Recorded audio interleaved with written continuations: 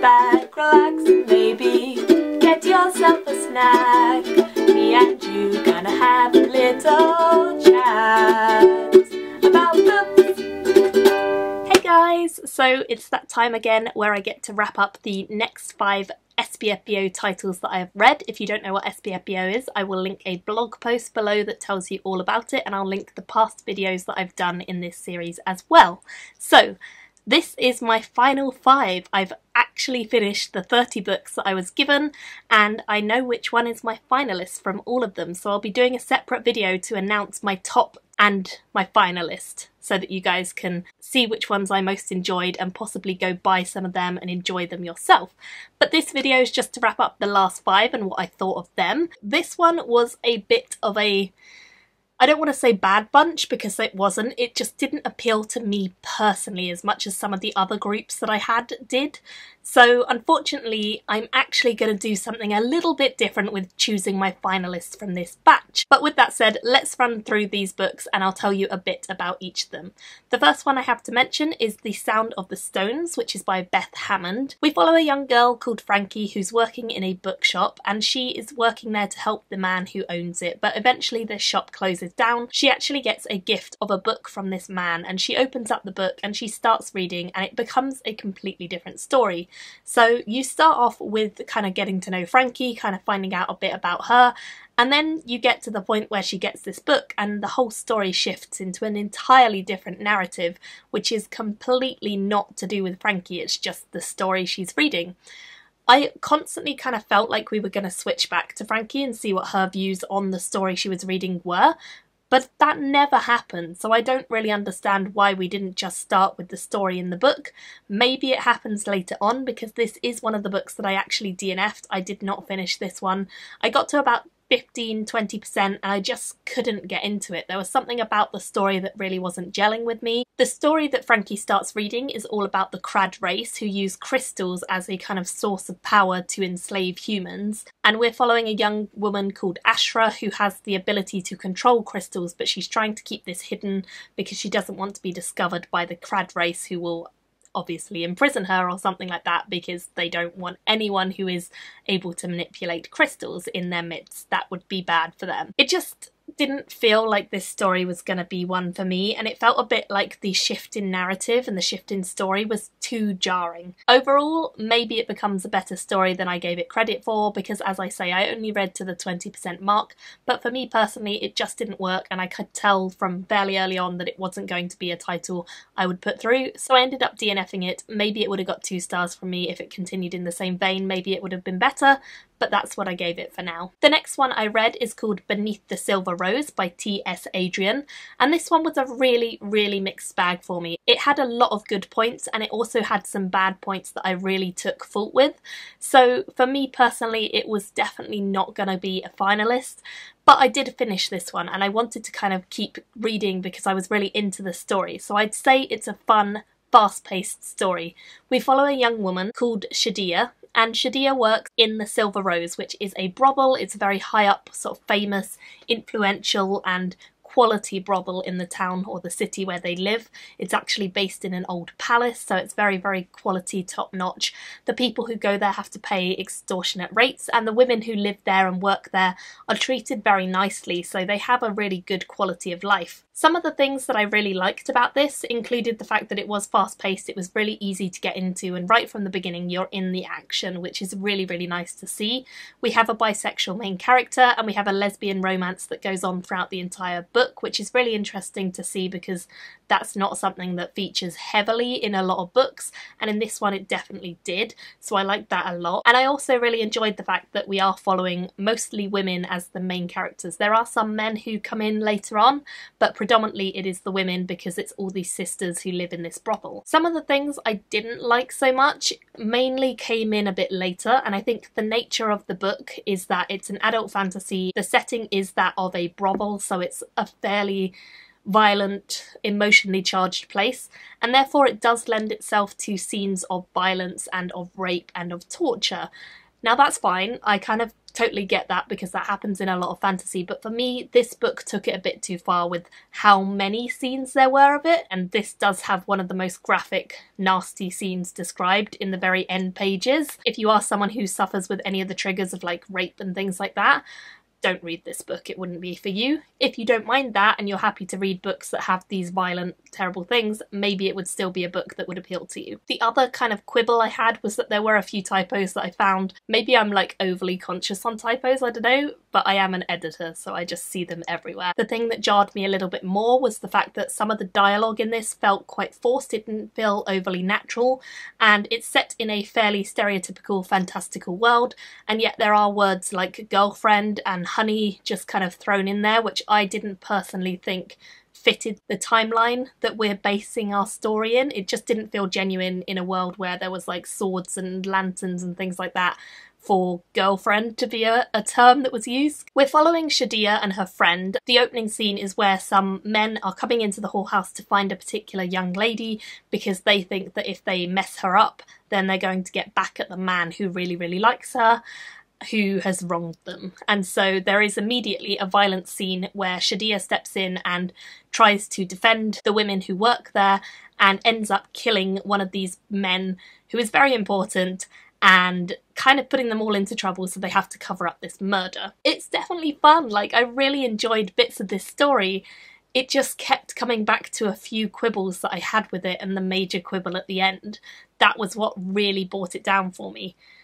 The main element I like about the opening part was that you kind of got into the story really quick, it's fast paced, and then in the second half we kind of take a change of pace and we go more into an adventure story where our main characters are in a labyrinth and they're trying to get through, and there's all these different puzzles they've got to go through, kind of like the Chamber of Secrets from Harry Potter, which I really enjoy. So that section, the adventure part, was really, really fun and I enjoyed that, and some of them are quite dark adventures and puzzles they've got to get through, but I really liked it and I thought it was creative and fun. It was just such a mixed bag. This one was really hard for me to like rate because I just knew that there were so many things I liked and so many things I didn't. It really was a mixed one. I definitely enjoyed it. It had a lot of magic. There's immortal beings who are kind of part of the story trying to influence things. We also have special items in the book.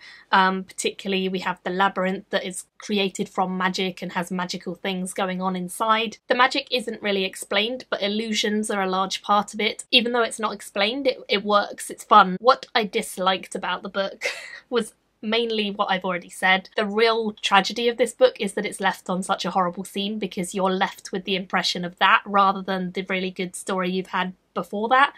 The romance is decent in this book. It's like quite fun. I enjoyed it.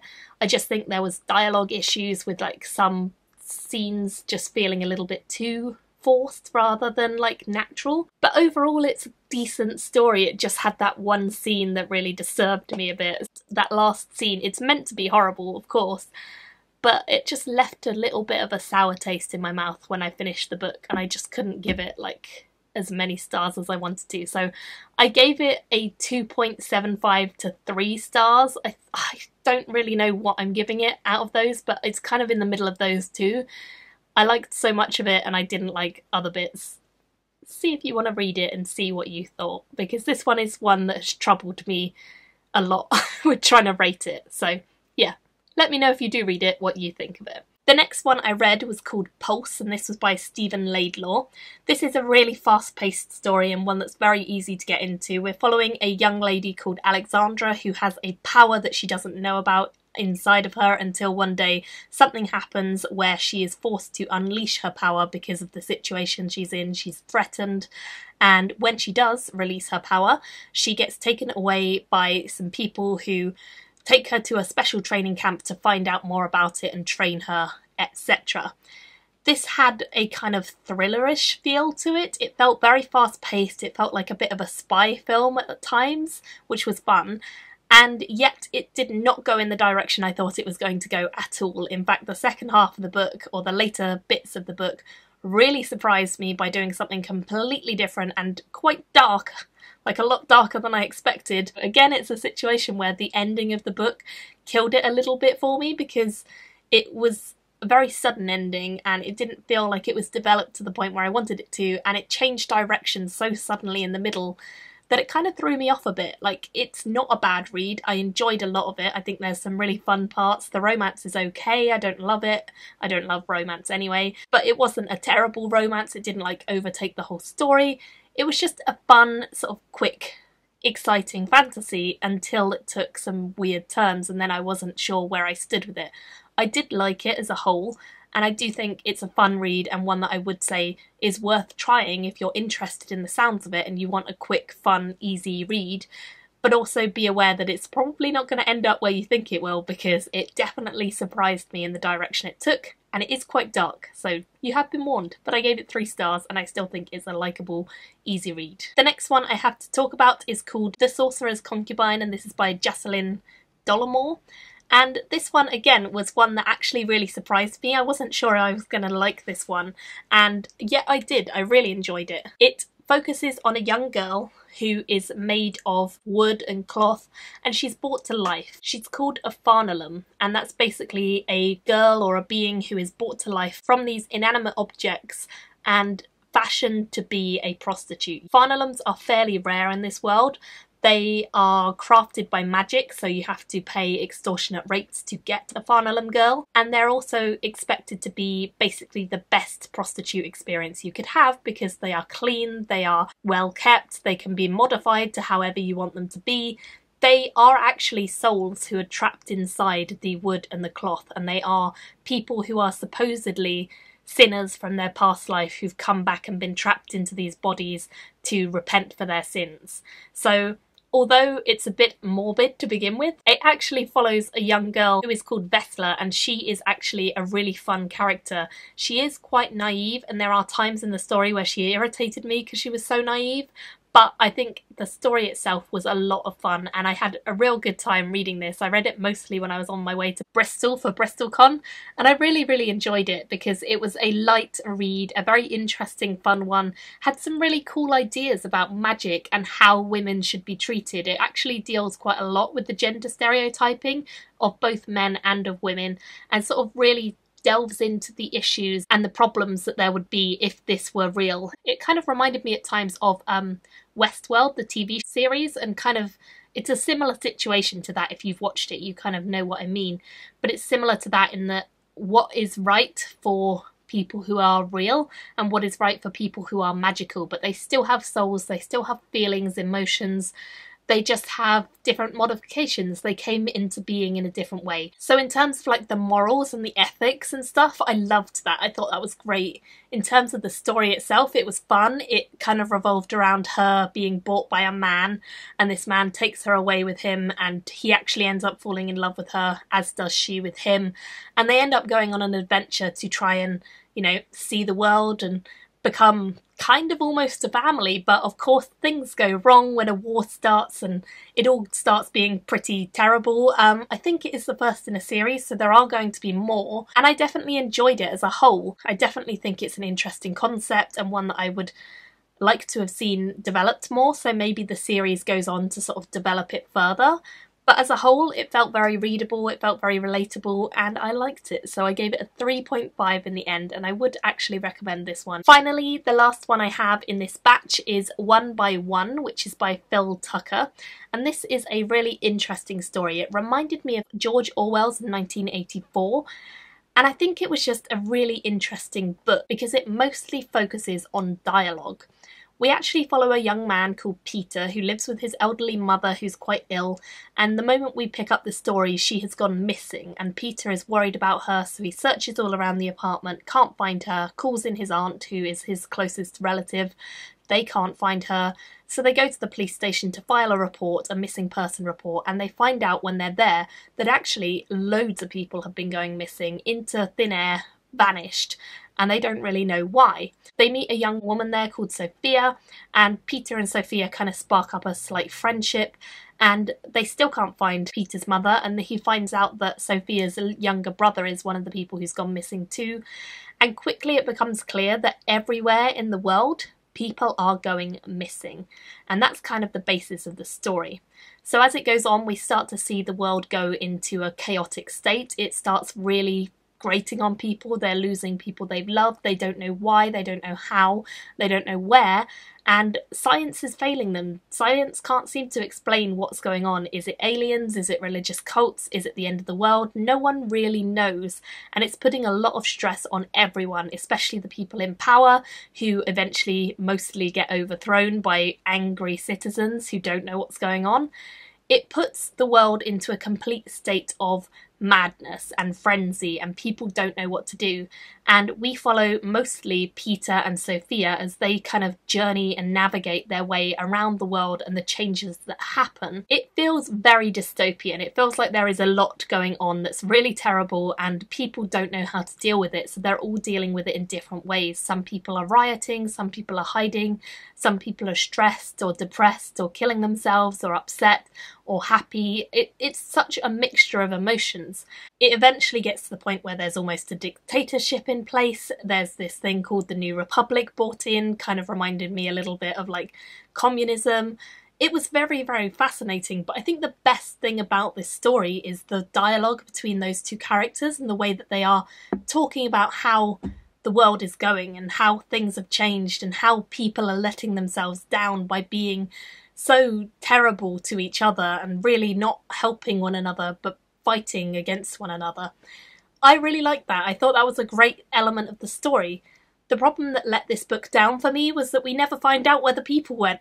Like, I really wanted to know what was going on. I know the point of the book is to put everyone in a situation where they have no end in sight. They don't know what's going to happen to them. They don't know if they're going to disappear randomly. They don't know where their friends and family have gone. So it's really interesting to follow the events as they unfold rather than like the aftermath or the before and the build-up. But I still wanted to know what happened to the people. Where did they all go? I don't know. So I enjoyed it a lot. I definitely think it has really good points, and I found this one to be one of the better written books in the batch that I just read. So I gave this a 3.5 in the end too, and again, it's one I would recommend. So I said I was going to do something a bit different with the finalists this time, and that's because none of these books got over 4 stars from me. Like I say, there are 2 that I'd say are worth trying, and they may appeal more to you, but none of them got 4 stars, so I'm actually not going to choose a finalist from this batch. What I'm going to do in the video that I'm going to tell you my final finalist, I'm going to bring back a few other books that I think should have made my shortlist but actually didn't because they were in a very tough batch. They just happened to be drawn in a batch where I really liked a lot of them. So I'm going to bring back a few of those titles instead, and I'm going to put them into my shortlist, and unfortunately, all 5 of these books are going to be eliminated from my batch, but I would love to hear in the comments if you guys are intending to pick any of these ones up. I will be doing my other video very soon, so look out for that. Thank you all so much for watching, and I will see you in my next video. Bye guys! Thank you for watching my video today. Go pick up a book, then come back and chat with me again.